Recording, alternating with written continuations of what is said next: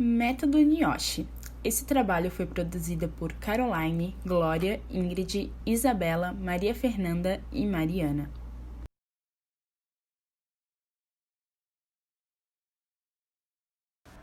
O método NIOSH foi desenvolvido com o intuito de determinar a carga máxima a ser manuseada e movimentada manualmente numa atividade de trabalho. Ela apresenta 3 critérios. O primeiro é o biomecânico, que restringe o estresse na região ombro-sacral, sendo mais importante em levantamentos que requerem um sobreesforço. O segundo é o critério fisiológico, que limita o estresse metabólico e a fadiga associada à tarefa de ordem repetitiva. E por fim temos o critério psicofísico, limitando a carga se baseando na percepção de que o trabalhador tem a sua própria capacidade.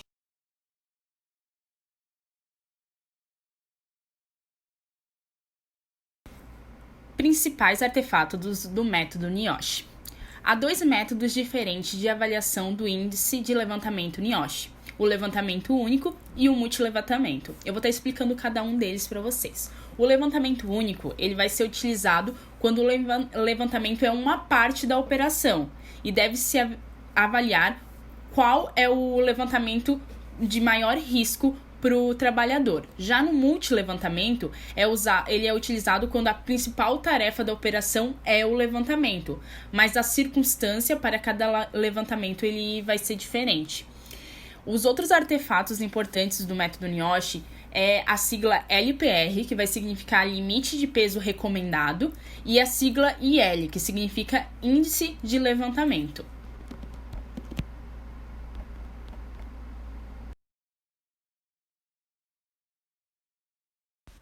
Sobre a equação de elevação NIOSH, antes de a gente falar um pouco sobre ela, é importante salientar que ela conta com restrições e limites.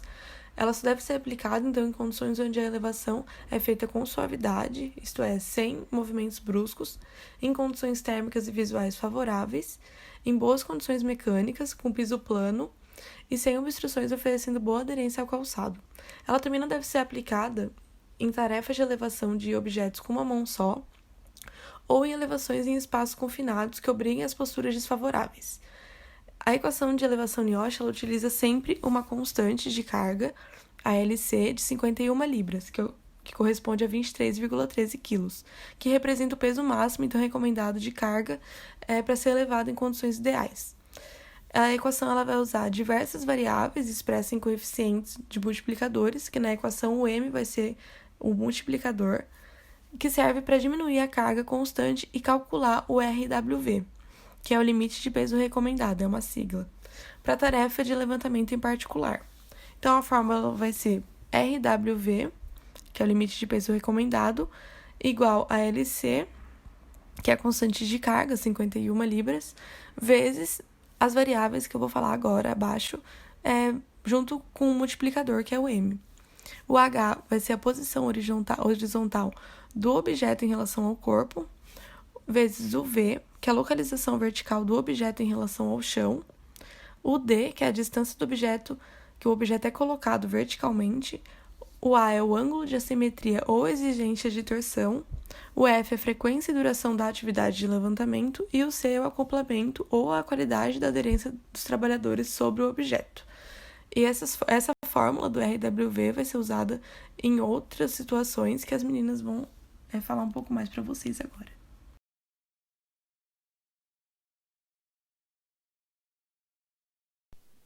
Bom, sugere-se que no ambiente industrial e linhas de produção a aplicabilidade do modelo esteja limitada pelos seguintes fatores, e também representada por algumas das variáveis que a Isabela mencionou no slide anterior.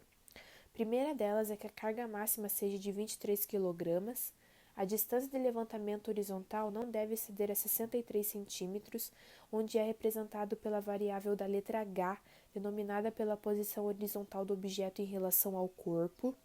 A altura de levantamento vertical não deve exceder a 175 cm, onde é representado pela variável da letra V e é denominado pela localização vertical do objeto em relação ao chão. A distância de levantamento não deve exceder a 175 cm, onde é representado pela variável da letra D, onde é denominado pela distância que o objeto é deslocado verticalmente.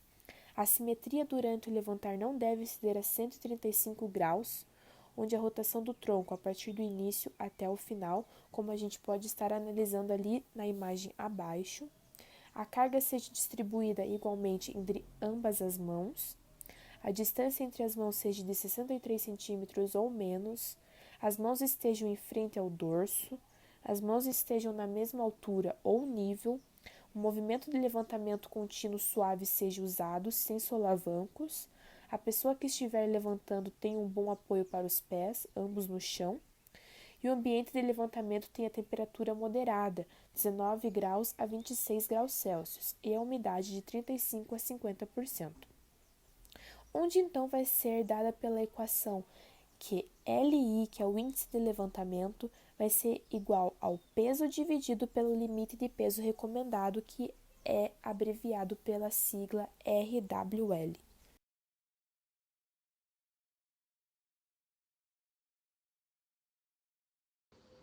A equação de Newton retorna um resultado de RWL, que significa limite de peso recomendado, e o LI, que é o índice de levantamento. Basicamente, uma responde se determinado peso é muito grande e outra diz o quão arriscado esse peso é para a saúde do trabalhador.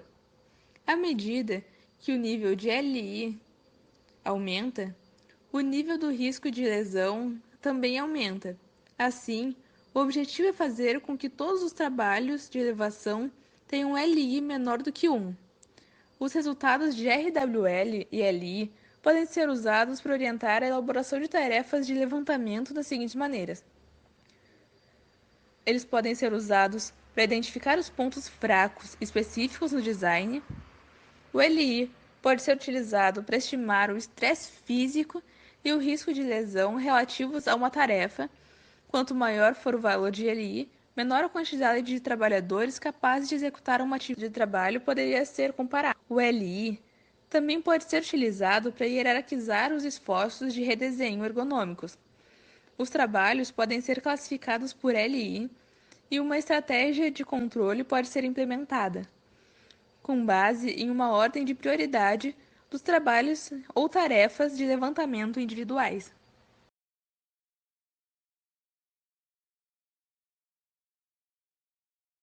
Após o estudo do método, realizamos uma análise sobre um trabalhador fictício, o seu João, que trabalharia num mercado como estoquista, carregando caixas de produtos durante 8 horas por dia. Após uma pesquisa sobre a função de estoquista e um questionário com um trabalhador da área, conseguimos os dados necessários para a realização do método. Este pode ser realizado de duas formas: de forma manual, onde você preenche todos os dados que teriam sido conseguidos durante a análise do trabalho e faria os cálculos para conseguir o índice de levantamento e o peso recomendado, ou utilizando o software Ergolândia. Nós optamos por colocar os dados no software. Após o preenchimento dos dados, ele já gera o índice de levantamento e o peso recomendado, assim como ele gera um croquis com a simulação de como seria esse levantamento, e ele também gera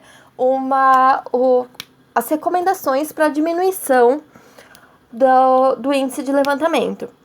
No nosso trabalhador, o índice de levantamento deu muito alto, então algumas das recomendações, uma das mais importantes seria diminuir o peso da carga que o mesmo carrega, pois ele carrega uma carga muito alta durante o dia. Ele carrega 20 quilos e o recomendado seriam 3 quilos.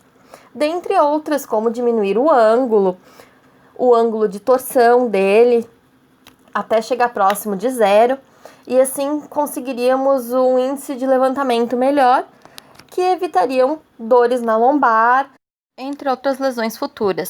A análise ergonômica completa seria utilizando este método, entre outros métodos, além da avaliação do ambiente, do horário de trabalho, entre outras avaliações, para só assim poder realmente fazer uma análise completa e recomendar o que seria melhor para este trabalhador, evitando assim lesões e também auxiliando em lesões que ele possa já ter.